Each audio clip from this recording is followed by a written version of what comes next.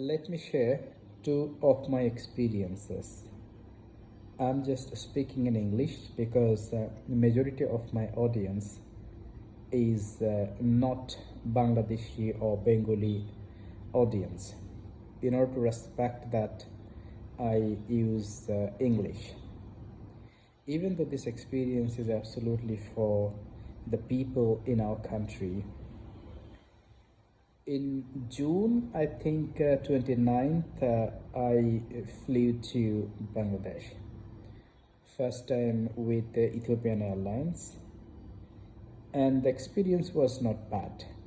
I shared my experience and I appreciated their support, their services. What happened when almost the flight is about to land? The time announced the flight is ready to land, many of our people stood up and started opening overhead cabin, started taking luggage. The plane was still on the sky, not landed yet. And I asked one of ladies, probably coming from Amman, Jordan, I asked, Appa, I mean the sister, you had a great patience, so why don't you wait few more minutes, let the plane land properly, park it, and then get off. Do you know what she said? She said, I need to get off early. Plane was on the sky. She said, I need to get off early. Is there any way to get off early from the plane, even the plane is not landed? It shows how impassioned as a nation we are. What is the learning? But I saw the flight attendants, they handled very professionally. They did not show their anger behavior. They politely requested to be seated, seat belt fastened until the seat belt sign is off. And the second experience, when I was coming back to Juba, again experience with Ethiopian Airlines.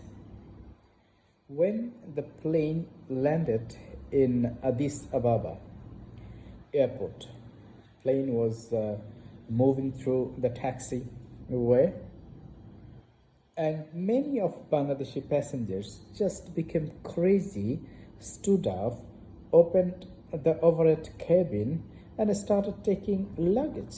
The same mistake what they did when I traveled to Bangladesh, and same thing repeated when I traveled back to Ethiopia.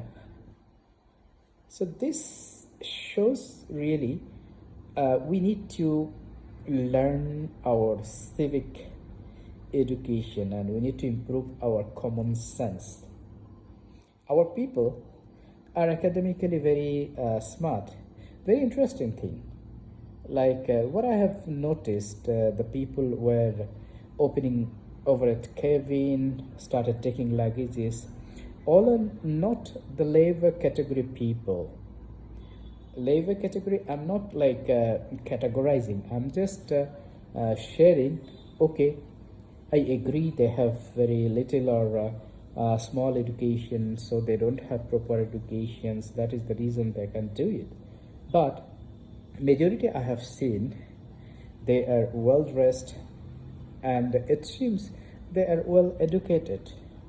And many of them, I also have learned, were traveling for Hajj, Umrah Hajj. So this shows something else, like we are going to perform Hajj, but we are not showing in the airlines, in the plane, minimum level of patience. So that is the matter of thinking. I think what I wanted to tell you, like in Africa, like in East Africa, if I'm to be very specific, like South Sudan. South Sudan, to some extent, you can say that it is far behind than our development, materialistic development. It is far behind. Let's say 50 years or 100 years, 50 years behind.